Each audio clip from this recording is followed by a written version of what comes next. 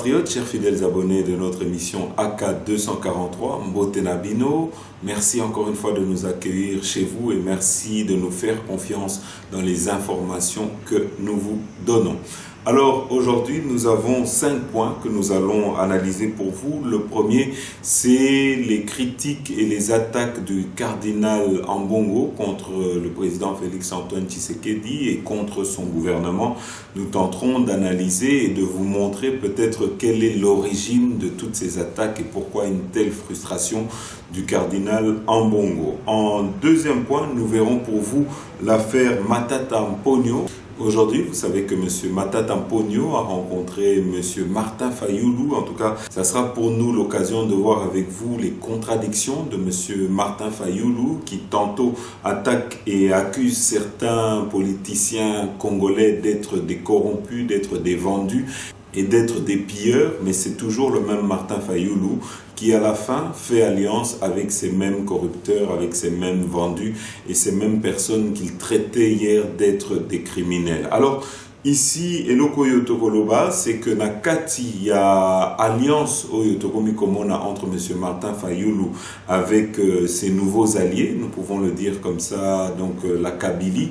Nous sommes en train de voir une autre réconciliation entre celui-là que M. Joseph Kabila a appelé hier Judas, à savoir M. Moïse Katumbi, et cette galaxie-là. Alors, peut-être pour mieux comprendre, nous allons tenter d'analyser tout ça pour vous. Nous allons également vous lire les accusations de l'IGF contre M. Matata Mponyo parce que pour l'IGF, il ne fait aucun doute que M. Matata Mponyo est à la base du détournement de plus de 285 millions de dollars pour Bukangalonzo. Alors, en troisième point, nous vous mettrons les images de la descente du chef de l'État Félix-Antoine Tshisekedi qui s'est rendu au camp Luka. Vous savez que depuis plus de 60 ans maintenant, les habitants de cette zone de la capitale de Kinshasa est abandonnée à elle-même et ici le chef de l'État est descendu sur place pour s'imprégner de la situation et pour annoncer en tout cas la bonne nouvelle, c'est que des travaux vont démarrer, des travaux de construction de plusieurs ponts qui vont permettre de relier plusieurs villes de Kinshasa avec le camp Luka, mais ça sera l'occasion pour nous de vous mettre ces images. En quatrième point, nous vous mettrons une des réussites encore du chef de l'État, à savoir la réinsertion des Koulouna. Aujourd'hui, on peut dire que les Koulouna sont devenus des bâtisseurs. C'est des jeunes qui hier étaient peut-être dans le banditisme, mais aujourd'hui, grâce à la formation qu'ils ont reçue à Kanyamaka CC, aujourd'hui, ils sont devenus des bâtisseurs. On leur a intégrés dans le service national et donc ils pourront travailler pour l'État. Au lieu d'être la cause de plusieurs tracasseries dans plusieurs villes du Congo, aujourd'hui, ces jeunes qui hier étaient de bandits vont devenir des bâtisseurs, vont pouvoir apporter une certaine utilité au pays. On terminera avec le cinquième point, c'est la problématique des embouteillages dans la ville de Kinshasa. Ici, le chef de l'État a enjoint le gouvernement à trouver très rapidement des solutions concernant ce problème des embouteillages dans la ville de Kinshasa. Ça sera l'occasion pour nous, en tout cas, de vous parler de 2 causes, en tout cas, que nous avons identifiées, qui sont à la base de ces embouteillages. Nous allons tenter d'apporter des conseils pour que la recherche des solutions puisse être efficace. Voilà, chers compatriotes, comme nous faisons chaque fois avant de démarrer notre émission, tout la cabine vidéo pour la bandeko oyo qui nous découvrez pour la première fois ou bien vous s'appelez la émission Nabiso, mais vous ne vous êtes pas encore abonné ou vous ne savez pas comment nous soutenir, comment faire pour rendre nos émissions plus attractives. Ce n'est vraiment pas compliqué. Commencez d'abord par appuyer sur le bouton j'aime, ça permet de rendre nos émissions plus visibles sur YouTube. Et pour le reste, nous allons vous mettre la vidéo qui vous explique comment faire Bolanda. Chers compatriotes, vous n'êtes peut-être pas encore membre de la grande famille de tous les abonnés de RDC Source Info. Pas de panique, il n'est pas trop tard. Je vous invite à appuyer sur le bouton abonner. Appuyez également sur le bouton notification. Ça vous permettra, lorsque une de nos émissions sera mise en ligne, vous serez directement informé par YouTube. N'oubliez pas d'appuyer sur le bouton j'aime, ça nous donnera une bonne cotation auprès de YouTube et ça rendra nos émissions plus visibles auprès de nos autres compatriotes. Donc je répète, nous avons 3 actions à faire. Le premier, abonnez-vous. Deuxièmement, appuyez sur le bouton notification et troisièmement, appuyez sur le bouton j'aime. Ainsi, vous ferez partie de ceux qui encouragent et soutiennent RDC Source Info et vous nous encouragez à continuer à vous informer. Voilà, chers compatriotes, Awa Tobandi avec le premier point, c'est l'arrivée du pape à Kinshasa. Ça doit se faire normalement au courant du mois de juillet. Et à cette occasion, nous sommes en train de voir des multiples sorties du cardinal Ambongo qui est en train de charger, qui est en train de s'attaquer au gouvernement de M. Fachi, qui est en train de s'attaquer à la gouvernance et au régime de M. Fachi. En tout cas, on l'accuse d'être à la base et d'être à l'origine de tous les maux que connaît aujourd'hui notre population. Mais ici, si nous devions dire une vérité, c'est que aujourd'hui, il faudrait que le cardinal Ambongo dise d'abord la vérité, puisqu'ils ont cette mission d'éduquer les masses. Ici, nous savons tous que l'un des problèmes majeurs que connaît la RDC, c'est un problème d'abord qui est mondial, c'est dû à la pandémie du Covid-19. Après la pandémie du Covid-19, vous savez qu'aujourd'hui, la guerre en Ukraine s'est rajoutée avec ces corrélations qui font qu'il y a la hausse des prix ici, Nakatiambo, Anabiso. Mais on oublie souvent de dire ici, c'est que le gouvernement a, par exemple, pour soulager nos populations, a augmenté leur salaire de plus de 40%, surtout pour les fonctionnaires et les policiers. C'est quelque chose de très important parce que ça va permettre de soulager leurs familles. Et donc ici, quand quelque chose est bien fait, nous devons également le signaler. Alors, peut-être pour la bande Konabiso, Oyoba Mona Kite, Oyoba Yoka Kite, Cardinal Ambongo Naba critique Naye. Je crois que nous allons d'abord vous mettre interview Naye. Bolanda. Mais je crois que ceux qui nous accusent de nous mêler de la politique, parce que c'est ça le problème, hein. On dit que nous ne sommes pas au milieu du village. L'église doit être au milieu du village. Très souvent, je dis à ces gens-là qu'ils aillent un peu lire la Bible et qu'ils aillent un peu lire l'histoire de Jésus de Nazareth. Ils comprendront tout de suite que Jésus-Christ n'a jamais été au milieu du village. Il n'a jamais été neutre devant l'injustice, devant la souffrance, devant la marginalisation de petits et de pauvres. Jésus n'a jamais été neutre. Au contraire, Jésus a toujours pris parti pour le petit, pour le faible, pour le plus fragile. Et qui suis-je moi aujourd'hui, simple disciple de Jésus-Christ? Je vais abandonner cette mission du Christ pour m'arroger une certaine neutralité qui signifierait tout simplement applaudir le puissant, applaudir ceux qui torturent le petit. Là, je sortirai de mon rôle, non seulement de pasteur, mais de chrétien. Et ça, je ne le ferai jamais. Voilà, chers compatriotes, Awabouti Koyoka, Cardinal Ambongo, mais le Koyoto Koloba, c'est qu'il a dit que Jésus-Christ n'était pas au milieu du village. Il a totalement raison, mais je crois que nous devons aussi également dire au cardinal Ambongo quel était le rôle de Jésus-Christ, parce que nous sommes tous chrétiens, nous avons tous lu la Bible et qu'on ne peut pas manipuler aujourd'hui les masses. Jésus-Christ était une personne qui prêchait l'amour. Jésus-Christ n'était pas une personne qui était en train de prêcher la division ou la révolte contre les gouvernants.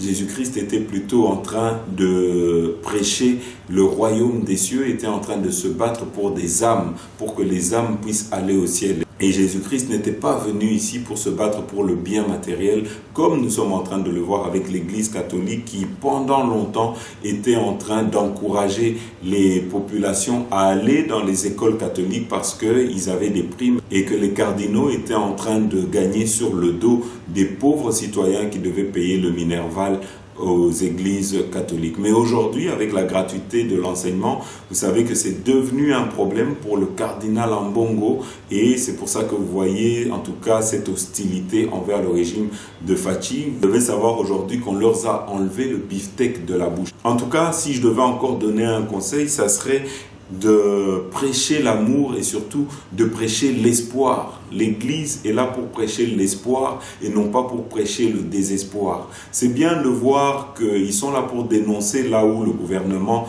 agit mal, mais là où on les attend, et le travail qu'ils doivent faire, ça serait plutôt d'accompagner nos gouvernants, ça serait plutôt d'accompagner le chef de l'État pour trouver des solutions pour que la population et pour que le peuple ne puisse plus se retrouver et ne puisse plus être dans la misère. C'est là où nous sommes en train de les attendre. C'est bien de critiquer, mais si aujourd'hui ils prenaient ce rôle d'être des personnes qui vont plutôt accompagner, qui vont essayer d'apporter des solutions avec le régime que plutôt de toujours critiquer, je crois que nous aurons avancé. Et autre chose, et tout le monde le sait, c'est qu'aujourd'hui, que l'Église catholique roule pour un parti politique, Bazawana, et ils font du lobby pour un parti politique, et donc ils sont payés pour le travail qu'ils font, et nous devons le dénoncer, nous devons le dire que ce n'est pas quelque chose de correct, et nous devons le dire, c'est que le fait d'être parti pris, de s'engager pour une personne qui vous paye, qui vous doit de l'argent, ça s'appelle quelque part de la corruption. Alors peut-être pour étayer mes dires, Torozong Selabino, moko ya ba témoignage, il y a Motumoko Oyo Aebi ba pratique Oyo qui était utilisée par l'Église catholique et qui est encore utilisée jusqu'à aujourd'hui, qui fait que c'était en train d'enrichir les cardinaux, dont notamment le cardinal Ambongo, et qui aujourd'hui est très remonté du fait qu'il y a la gratuité de l'enseignement. Alors Torozong Selabino interview Wana Bolanda vient de suivre le documentaire pour nous dire que les enfants, c'est le Congo de demain. Les enfants, n'est-ce pas, c'est le pays de demain. L'avenir de demain, ce sont ces enfants-là. Qu'est-ce qui se passe dans cette histoire de gratuité? Oui, allez-y, dites-nous. Et puis je signale ici que vous étiez dans le comité de parents. J'étais dans le comité de parents, je connais beaucoup de choses. Pour nous expliquer ces dossiers, qu'est-ce qui se passe? Je prends seulement l'Église catholique. Allez-y. Sur toute l'étendue du territoire, l'Église catholique est en train, n'est-ce pas, de gérer plus de 12 000 écoles. 12 000 écoles. L'Église catholique. L'Église catholique. Un allié de taille pour l'éducation. Pour l'éducation, effectivement. Ouais. C'est pourquoi on les appelle les conventionnés. Parce qu'il y a une convention entre l'État et ces églises-là. Donc, c'est-à-dire, ici, à Kinshasa, nous avons plus de 100 000 élèves, n'est-ce pas, candidats d'éducation de base qui dépendent de cette église-là. Mais ce qui est curieux, Noël, c'est quoi? À l'époque, quand nous on payait, parce qu'au fait... Là, vous étiez encore dans le comité des parents. On était dans le comité de parents. On était dans le comité de parents. Ce ne sont pas les parents qui sont appelés à payer les enseignants. On l'avait fait en fonction de ce qui s'était décidé dans le temps pour favoriser un peu les parents et les enseignants, n'est-ce pas? À l'époque, c'était une valeur d'une bouteille de coca. Au-delà de ce que l'État donnait, les parents avaient la charge de payer. La charge comme de dans payer. les écoles privées. On a évolué pour commencer à payer 360 $ dans l'école où j'avais ma fille. Okay. Mais sur chaque argent qu'on payait, l'archevêché. Avec combien? Comment se faisait la Pas l'archevêché, et d'ailleurs, l'archevêque. L'archevêque de Kinshasa. Prenait 100 $ sur chaque minerval de l'élève. Expliquez-nous bien. Nous avons plus ou moins de 100 000 élèves catholiques et vous prenez 100 $. Par élève? Par élève. Pour l'archevêque? Oui. Donc sur le 100 000 que compte Kinshasa, l'archevêque avec 100 $ sur chaque élève. Appelez quelqu'un qui viendra me contredire parce que j'étais à l'APEC. Ah bon? Ça c'est de 1. Quelle révélation. Toutes les autres institutions ici, le promoteur, le sœur, ponctionné, le comité de parents, on avait 1% sur chaque minerval. Là, c'était avec le régime Kabila. Avec le régime Kabila, quand on payait. Et aujourd'hui, quand un autre président, Félix, vient, il vous dit gratuité, on ne paye rien. Vous êtes en train d'arracher, n'est-ce pas, quelque chose dans la bouche. Les avantages personnels. Donc, c'est-à-dire, en quelque sorte, personne ne voudra entendre ce son de cloche. Ah, c'est là que ça fâche. Oui. À un certain moment, il y avait deux parents qui étaient révoltés. Non, nous devons payer. Nous leur avons dit, permettez, ne fût-ce qu'à un Congolais qui est incapable de toucher 10 000 francs, si vous en avez beaucoup, allez dans des écoles. Il y a des lycées françaises, il y a Loupio, il y a d'autres écoles. Vous pouvez allez mettre vos enfants là-bas, mais permettez à tout Congolais moyen de scolariser son enfant. Donc Aujourd'hui, le nous sommes régime en train. Tshisekedi a combattu des intérêts personnels et voilà. Et aujourd'hui, on est en train de le à cette combattre. opposition. Mais je vous le dis. Voilà, chers compatriotes, Awaboiti Kolanda, et Loko Tokoloba, encore une fois, c'est que Jésus-Christ ne vivait pas sur le dos des pauvres citoyens. Jésus-Christ ne vendait pas ses services aux plus offrants, ne vendait pas ses services à un parti politique. Jésus-Christ était au milieu du village. Jésus-Christ était la personne plutôt qui rassemblait les gens et qui prêchait l'amour. Et c'est là où nous attendons plutôt l'Église catholique que plutôt dans la division. Et donc, ce qui est un conseil moko yotoropesa na Église catholique, c'est de ne pas utiliser la venue du pape pour essayer de régler ses comptes avec le régime du président Fachi, mais d'être plutôt sincère dans les démarches qu'ils sont en train de mener pour le pays.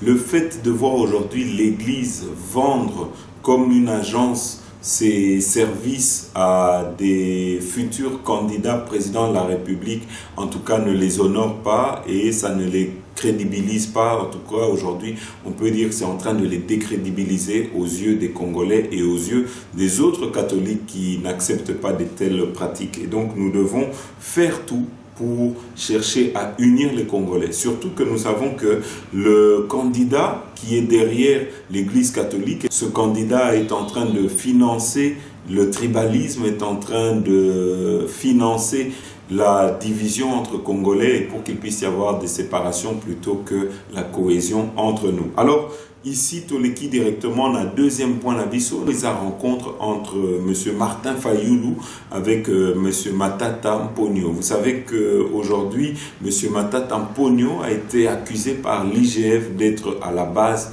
de la plupart des détournements, dont celui-là de Bukangalonzo, qui a coûté plus de 285 millions de dollars. Mais il y a plus de 10 dossiers et projets qui devaient être financés, qui ont été décaissés par M. Matata Mponyo quand il était Premier ministre, qui sont aujourd'hui de l'ordre de plus de 5 milliards de dollars, dont on ne sait pas qu'est-ce que M. Matata Mponyo a fait de cet argent, dont notamment des projets de reconstruction de routes, des constructions des écoles, des constructions des stades, des constructions des hôpitaux, des constructions de barrages. En tout cas, il y a plus de 10 projets qui n'ont pas abouti, dont celui aussi de la construction d'un aéroport moderne, celui-là de Ndjili. Boumoni Binomoko, dans quel état est cet aéroport? C'est plutôt un aérogare et non pas un aéroport digne de ce nom. Et donc, ici, M. Matata Mponyo a rencontré M. Martin Fayulu et Lokoyo Tozomona sait que hier, M. Martin Fayulu était la personne qui accusait M. Fachi d'être en alliance avec la Kabylie, avec des gens qui avaient pillé le pays, qui ont vendu le pays à des étrangers, qui ont vendu nos terres. Et aujourd'hui, c'est le même Martin Fayulu qui se retrouve avec M. Matata Mponyo. Nyosoana, Lelo Tokoloba, Ezaba, contradiction. Et donc, Awa, Torotier Labino peut-être d'abord rencontre, il y a M. Martin Fayulu avec M. Matata Mponyo, Bolanda. C'est une réunion de prise de contact. Et comme vous le savez, nous avons été cooptés et désignés comme président national d'un parti politique, le LGD, Leadership et Gouvernance pour le développement, et un parti qui s'est inscrit dans le bloc de l'opposition. Et il était donc important que nous puissions rendre visite à tous les grands animateurs du bloc de l'opposition. Et comme vous le savez, Martin Fayulu était un des responsables donc, de l'opposition. Voilà, vers le bloc patriotique.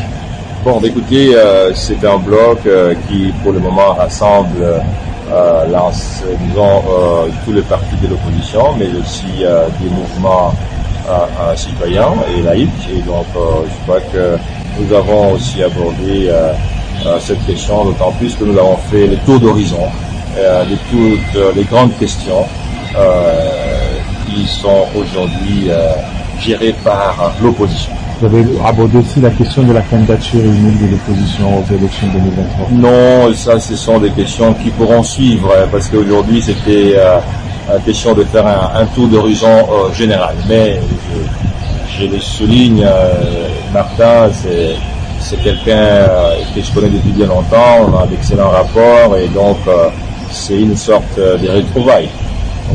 Merci. Voilà, chers compatriotes, maintenant nous allons vous mettre les différentes paroles de M. Martin Fayulu qui hier condamnait M. Mouzito, hier condamnait M.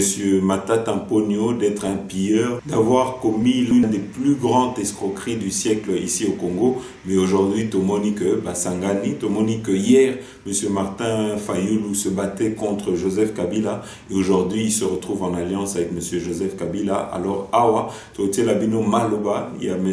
Martin Fayulu, comme ça, bon, on a ma contradiction là, Bolan. Prospère, créatrice de richesses et d'emplois. Mais ce qui tue notre pays sur le plan de la gouvernance, c'est les cancers de la corruption et du pillage des deniers publics. Ainsi, au nom du peuple, j'exige que toute la lumière soit faite sur toutes les affaires ténébreuses de corruption, notamment le projet Bukangalonzo, qui semble être la plus grande escroquerie d'État. Le 30 décembre 2019, j'avais exigé que toute la lumière soit faite sur les affaires ténébreuses de corruption qui étranglent le pays, notamment le projet Bukangalonzo et la gestion des 6 milliards de dollars du fameux contrat chinois. Aujourd'hui, je somme les institutions chargées de lutter contre la corruption d'examiner tous ces cas et j'exige l'arrêt immédiat des... Ici qui ne peuvent pas justifier leur richesse. Ça se voit au vu aussi de tout le monde. Ici, en Europe, je le sais, si on voit que votre train de vie est très élevé, on regarde, on viendra voir par rapport à ce que vous faites, on va voir comment est-ce que vous soutenez ce train de vie. Ok? Aujourd'hui, chez nous, ici, vous avez suivi, il y a un député provincial de Kinshasa qui avait brandi les villas de M. Mouzito à un moment donné. Ok? Personne n'a rien fait. Normalement, le procureur général de la République devait se saisir de ce dossier, mais si c'était un opposant, il aurait fait. Mais pour... Voilà, chers compatriotes, Negeto Ipsakibino, aujourd'hui, le rapprochement entre M. Joseph Kabila et M. Moïse Katumbi et M. Martin Fayulu et M. Matata ne doit vraiment pas nous surprendre, ne doit pas être étonné, tout simplement parce que aujourd'hui toutes ces personnes savent qu'ils ont des comptes à rendre au Congo. Ces gens-là savent qu'ils sont à la base du pillage et Mbokanabiso. Si aujourd'hui le Congo se trouve dans l'état où il se trouve, c'est à cause de toutes ces personnes que je viens de vous citer.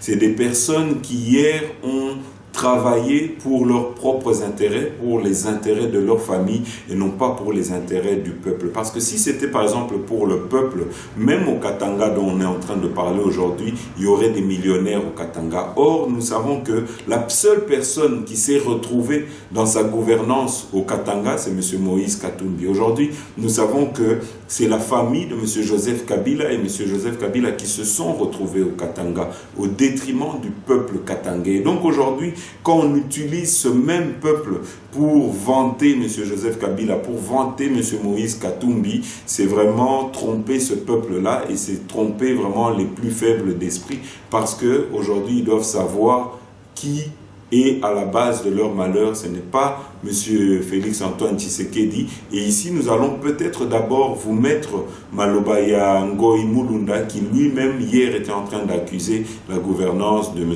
Moïse Katumbi Bolan. L'État ne peut pas juste s'en sortir.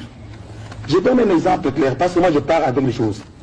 Le gouverneur Moïse Katumbi arrive, il est reçu, et le président dit avec un jeune entrepreneur comme ça, il faut qu'on puisse promouvoir la classe sociale.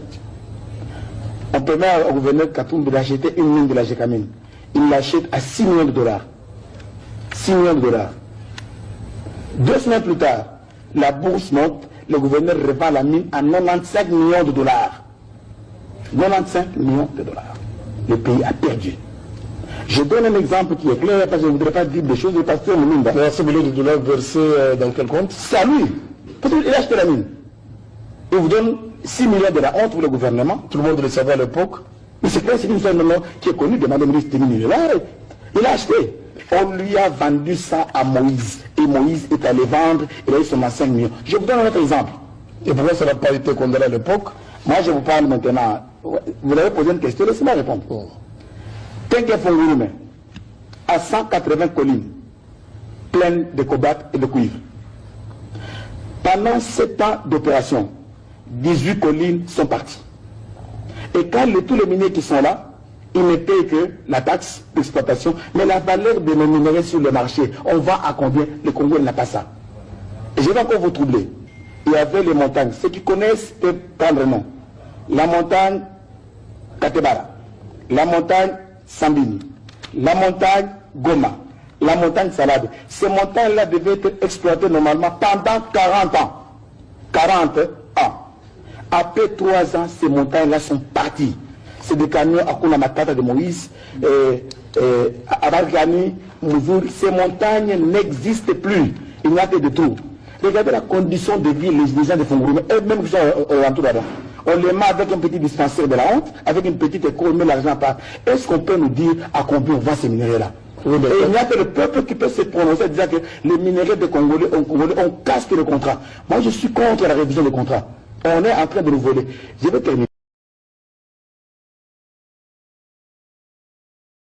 Cela a été confirmé par un communiqué officiel signé par M. Dan Gertler lui-même. C'est qu'il rendait à la République démocratique du Congo tous ses actifs, ainsi que les actifs miniers, dont les actifs aurifères de Moko Beverendi, ainsi que les actifs ferreux de Banalia, donc c'est Iron Mountain et Sanzeta. Ces actifs sont monétisables, comme on dit, puisque ces actifs, nous les récupérons avec leurs études de faisabilité qui certifient la quantité et la qualité des réserves qui s'y trouvent. Voilà, chers compatriotes, nous allons également vous lire le communiqué de l'IGF qui accuse nommément M.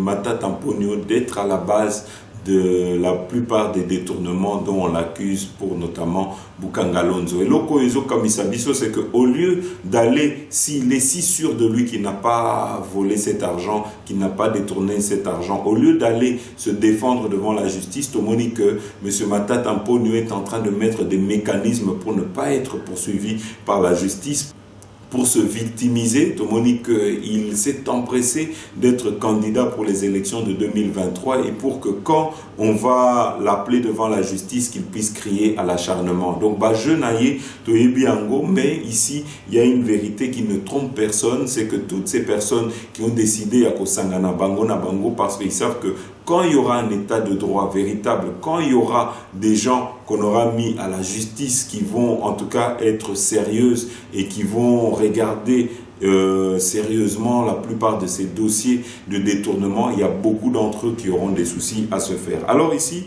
nous allons peut-être vous lire le communiqué de l'IGF qui accuse nommément M. Matata Mponyo Bolanda. Communiqué de presse. L'inspection générale des finances porte à la connaissance de l'opinion tant nationale qu'internationale que les conclusions auxquelles elle a abouti à l'issue de sa mission de contrôle du projet de parc agro-industriel de Bukanga Lonzo ont fait l'objet d'une transmission à l'officier du ministère public qui, après enquête supplémentaire, avait décidé de prendre en charge ce dossier et de porter auprès du juge pour établissement des responsabilités au vu de la gravité des faits. À ce stade, l'inspection générale des finances est par conséquent dessaisie de ce dossier et ne peut donc plus communiquer là-dessus. En tout état de cause, ce que l'opinion doit retenir est que cette mission de contrôle avait été demandée par l'ancien Premier ministre Matata Ponyo lui-même et non par une quelconque autorité politique ou judiciaire pour être qualifié par lui d'acharnement. Sa demande était motivée par les accusations lancées à son endroit dans l'opinion ainsi que différents milieux politiques. Accusations qui se sont révélées fondées et que l'Inspection générale des finances a documentées dans le respect des normes en matière d'audit et de contrôle. L'Inspection générale des finances confirme par conséquent que le projet parc agro-industriel de Bukanga-Lonzo est un échec désastreux qui a coûté à la République plus de 287 millions de dollars américains. Et que son instigateur, l'ancien Premier ministre Matata Ponyo, est bien l'auteur intellectuel, matériel et principal de cet échec, ainsi que des détournements qui ont eu lieu.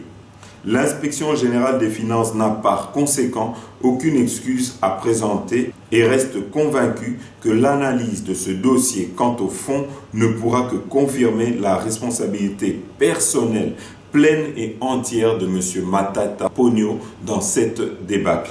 En attendant qu'une telle analyse ait lieu, l'Inspection générale des finances n'entend pas être distraite de sa mission et préfère se concentrer sur la traque d'autres délinquants financiers. Alors, ici, pour être peut-être au milieu du village, nous allons vous mettre également M. Matata Ponyo qui a payé récemment sur RFI son passage ainsi que pour pouvoir se justifier. Mais ici, vous verrez vous-même que dans ses explications, il ne convainc pas grand monde. Alors, Awato Tchelibino Malobanae, Bolana. Donc, je ne me présente pas comme un inconnu. Mais Matata Ponyo Mapone, est-ce que votre bilan de Premier ministre n'a pas été entaché par le dossier du parc agro-industriel de Bukanga-Lonzo? L'Inspection générale des finances vous a accusé en novembre 2020 d'être l'auteur intellectuel de la débâcle de ce projet qui s'est terminé par le détournement de plus de 200 millions de dollars. Bon, vous savez, c'est scandaleux d'abord de qualifier quelqu'un de responsable intellectuel. Ça veut dire tout simplement qu'il n'a volé aucun dollar. Parce que bon, quand on dit de quelqu'un responsable intellectuel, c'est qu'on est incapable de prouver qu'il a détourné $1. Deuxièmement, quand on parle du détournement de 200 millions de dollars, lorsqu'on demande à la Banque centrale combien il a décaissé, ce montant est loin d'atteindre les 200 millions de dollars. Donc ça veut dire en d'autres termes, ce sont des chiffres qu'on a fabriqués dans le but de nuire. Donc en principe, si j'étais en face des institutions crédibles et tout ça, mais je devais recevoir des excuses et à la fois de l'inspecteur général des finances et à la fois du procureur général près la Cour constitutionnelle. Et donc, c'est plutôt un dossier politique qu'un dossier judiciaire au sens strict. En juillet dernier, les sénateurs ont levé votre immunité parlementaire. En décembre, la Cour constitutionnelle a finalement renoncé aux poursuites contre vous. Mais aujourd'hui, le président de cette Cour constitutionnelle vient de quitter ses fonctions. Est-ce que vous ne craignez pas d'être rattrapé un jour par la justice de votre pays? Bon, Dieu merci. La Cour constitutionnelle, elle a conclu que toutes les poursuites judiciaires qui étaient menées contre moi, que ce soit dans le dossier Bukanga-Lonzo, que ce soit dans les dossiers des biens arianisés, étaient non conformes à la Constitution. Et l'article 168 alinéa 2 de la Constitution dit clairement que tous les dossiers non conformes à la Constitution sont nuls de droit. Ça veut dire tout simplement qu'au jour d'aujourd'hui, si la Constitution était appliquée, mais écoutez, je serais libre et j'aurais recouvré toutes mes immunités et tous mes mouvements. Donc vous craignez toujours des poursuites judiciaires? Bon, ben écoutez, tout le monde sait aujourd'hui que pour atteindre M. Matata, on peut violer toutes les lois du pays, surtout après avoir déclaré ma candidature à la présidentielle. Et ça devient un harcèlement, une obsession. Et vous êtes toujours sous contrôle judiciaire? Bon, écoutez, scandaleusement, je suis interdit de sortir de mon pays alors que l'opérateur économique d'African Commodities est rentré en Afrique du Sud et fait des mouvements, des va-et-vient entre l'Afrique du Sud et la RDC. Donc on comprend très bien que c'est une interdiction plutôt politique que judiciaire. Mais qu'est-ce qui vous prouve que derrière tout ça, il y a un complot politique contre vous? Mais l'arrêt de la Cour constitutionnelle a mis fin à toutes les poursuites judiciaires. Mais pourquoi alors mes libertés ne sont pas rétablies? Matata Ponyo Mapone, merci. Voilà, chers compatriotes, sans plus tarder, nous allons vous mettre les images du chef de l'État, Félix-Antoine Tshisekedi, qui s'est rendu au camp Luka, qui est une partie de la ville de Kinshasa délaissée à elle-même, dans lequel les habitants vivent dans des conditions extrêmement difficiles. Depuis plus de 60 ans, en tout cas, aucun dirigeant ne s'était intéressé à ce coin de la ville de Kinshasa, et ici, le chef de l'État est parti pour écouter, entendre cette population et pour trouver des solutions idoines qui pourront permettre à cette population de la soulager de la plupart des maux qu'elle est en train de vivre. Et donc, awa, to tchelibino ba image, bolanda. On le présente comme le quartier le plus enclavé et le moins développé de la commune de Ngalema à cause de sa situation géographique. Toutes les voies qui mènent vers Camp Luka sont impraticables, ensablées ou embourbées selon les saisons, et pire encore, les alentours de ce quartier sont également menacés par des têtes d'érosion. Le quartier Camp Luka va bientôt se moderniser grâce à la ferme volonté du chef de l'État Félix-Antoine Tshisekedi Tshilombo, qui a décidé d'offrir à la population hospitalière de ce coin chaud de la capitale des infrastructures routières modernes. Voilà qui justifie cette liesse et un engouement sans précédent de ses habitants venus en masse tôt ce matin pour accueillir chaleureusement le tout premier chef de l'État qui vient les visiter, une première depuis que la RDC existe. À son arrivée sur le site, à 12h10 précises, pour lancer ses travaux de grande envergure, le président de la République est salué par un comité restreint d'accueil constitué de quelques officiels et membres du gouvernement. Il s'en est suivi un briefing fait par les responsables de l'Office des voiries et drainage sous la supervision du ministre des ITPR. En fait, il va s'agir du redémarrage des travaux de réhabilitation de l'avenue du cimetière, longue de 1230 mètres, entrecoupée par les ponts Sakombi et Maluku. Les travaux financés exclusivement par le Trésor public vont durer 3 mois et une fois terminés, les ouvrages réhabilités vont faciliter le déplacement des habitants de ce coin qui ne feront plus un grand détour auquel ils sont contraints depuis des décennies. Une joie immense pour la notabilité de Camp Luka. Je sens un sentiment de joie de recevoir un président de la République depuis le début de notre pays à l'exception de son indépendance. Nous n'avons jamais reçu un président de la République qui s'implique pour le bien-être de notre population. Et pour en avoir le cœur net, le chef de l'État s'est personnellement rendu sur le site où sera jeté le pont Maluku, traversant la rivière Lubudi. En véritable homme de terrain, Félix-Antoine Tshisekedi Tshilombo, à travers une marche à pied, allant même jusqu'à traverser les eaux de cette rivière, sorti de son lit, a voulu non seulement communier avec la population de ce quartier enclavé, mais aussi palper du doigt le niveau de calvaire que vit au quotidien les habitants de Camp Luka.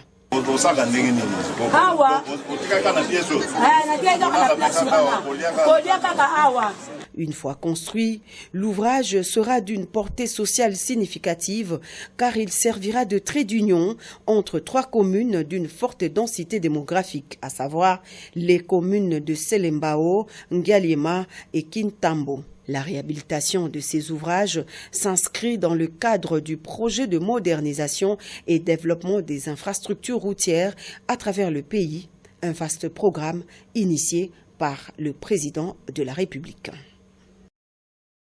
Voilà, chers compatriotes, le chef de l'État aujourd'hui n'a pas à rougir de son bilan. Je crois que le bilan du chef de l'État est plus que positif, même si il n'est pas vendu à juste titre par ceux qui sont censés faire ce travail-là. Mais ici, c'est l'occasion pour nous de vous montrer encore une fois que les bâtisseurs, ceux qui étaient hier des Kuluna, ont été formés à Kanyama KCC et aujourd'hui ils pourront être utiles à notre nation. Ils pourront aller, grâce à ceux qu'ils auront appris, devenir des constructeurs, des bâtisseurs de la République. Et ici, il y a plus de 500 d'entre eux qui seront envoyés, notamment à Mbujimaï et à Kananga, pour commencer des travaux de construction, que ce soit pour les hôpitaux, que ce soit pour les écoles ou que ce soit dans la construction des routes.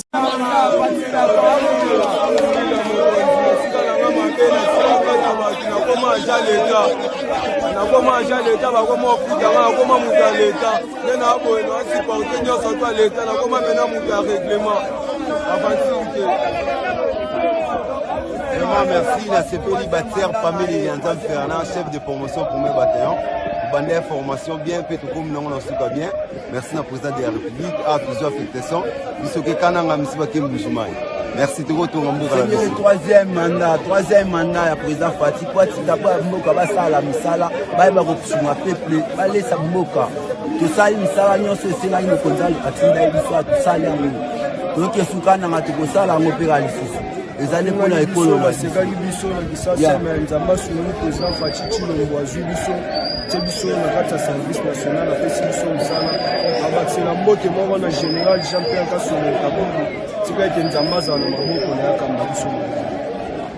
Merci pour le président de la République démocratique oyo asali mpona biso tobengama des civiques na kisasa babwakaki biso bafingaki biso mais nzambe mpe akokaki koyoka mawa te nde baye na biso tosali formation vraiment to comprendre où ezalaki ke tobando salisa mabe baninga pe lelo formation esili.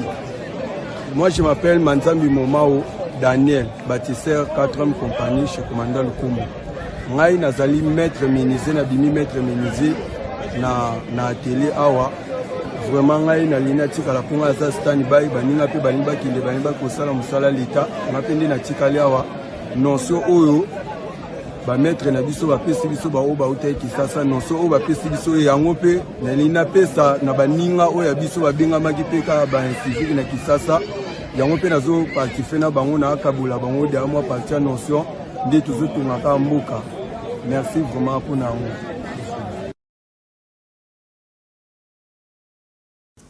Voilà, chers compatriotes, Awatoleki directement un dernier point d'Abisso. Vous savez que le chef de l'État a un souci, c'est qu'il veut que les embouteillages énormes dans la ville de Kinshasa puissent être absorbés, puissent en tout cas diminuer et pourquoi pas être éradiqués. Pour cela, il a enjoint le gouvernement ainsi que le gouverneur de la ville de Kinshasa d'unir leurs efforts pour trouver une solution à ce problème d'embouteillage. Alors ici, nous allons vous donner deux des problèmes que nous avons identifiés dans la ville de Kinshasa. Premièrement, nous avons un problème avec nos policiers. Nos policiers ne sont pas formés. Au lieu d'être là pour faire un travail pour accompagner la République, pour accompagner le gouvernement. Eux, ils sont là pour plutôt mendier, ils sont là pour tracasser les automobilistes et souvent, ils créent eux-mêmes les embouteillages quand ils veulent rançonner certains automobilistes. C'est ainsi que nous voyons souvent dans la ville de Kinshasa, beaucoup d'entre eux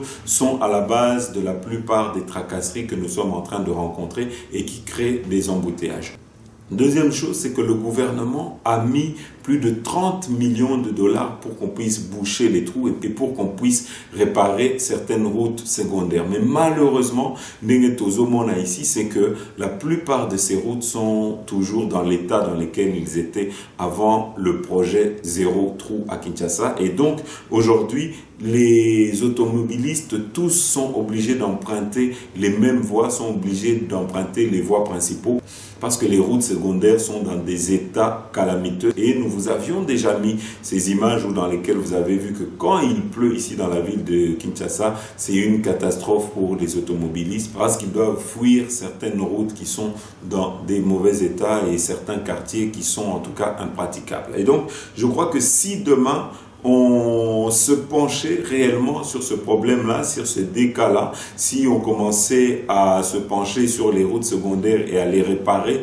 surtout les routes qui permettent d'évacuer rapidement la circulation, je crois que nous allons résoudre ce problème-là. Et surtout, si également on formait les policiers, si on pouvait prendre en charge la formation de nos policiers, parce qu'aujourd'hui, nos policiers coûtent cher à l'État. Chaque fois qu'on doit sortir de l'argent pour des gens qui passent toute la journée à mendier plutôt qu'à faire leur travail, je crois que c'est une perte pour la République. En tout cas, c'est de l'argent qui est jeté par la fenêtre parce que ces gens-là sont habitués aujourd'hui à mendier plutôt qu'à faire leur travail. Et donc, il faudrait les réformer, il faudrait que ces policiers-là puissent être reformatés et que beaucoup d'entre eux puissent être recyclés. Alors ici, nous allons sans plus tarder vous mettre Maloba, il y a porte-parole, il y a gouvernement, M. Patrick Mouyaya, qui annonce en tout cas des solutions imminentes pour les embouteillages dans la ville de Kinshasa, Bolanda. Comme vous avez suivi le compte-rendu du Conseil de ministres passé, les présidents de la République avaient recommandé au Premier ministre de réunir à nouveau l'équipe gouvernementale spécifiquement sur les questions des embouteillages et de comment on fluidifie la circulation dans la ville-province de Kinshasa. C'est à ce titre que le Premier ministre a présidé cette réunion. Vous voyez autour de moi qu'il y avait le ministre d'État chargé des infrastructures, du transport, le gouverneur de la ville, mais aussi les chefs de l'armée et de la police, parce qu'il est question de regarder comment on fait pour arriver à trouver une solution. Alors, beaucoup des pistes, des propositions ont été relancées parce qu'il y avait déjà des actions qui ont été menées par les passés, mais qui a un besoin du renforcement de ces actions. C'est ainsi que dans les jours qui viennent, la police est en train de prendre des mesures qui permettront de débloquer certaines voies et de dégager la circulation, mais il y a évidemment des solutions à long terme qui ont été envisagées, notamment le changement de la loi, l'adaptation du code de la route, mais aussi une grande invitation a été faite à la discipline, particulièrement aux motards et à tous ces conducteurs qui ne respectent pas toujours l'autorité établie, parce qu'il a été décidé qu'au cours de cette réunion, la police sera suffisamment renforcée pour que lorsque la police indique les voies à suivre, que tout le monde puisse aligner. Voilà un peu en synthèse ce qui a été dit dans la réunion d'aujourd'hui. Voilà, très chers compatriotes, c'est la fin de notre émission. Merci Nabino Nyosotu Oebolanda Kibiso. Suite au prochain numéro. À très bientôt.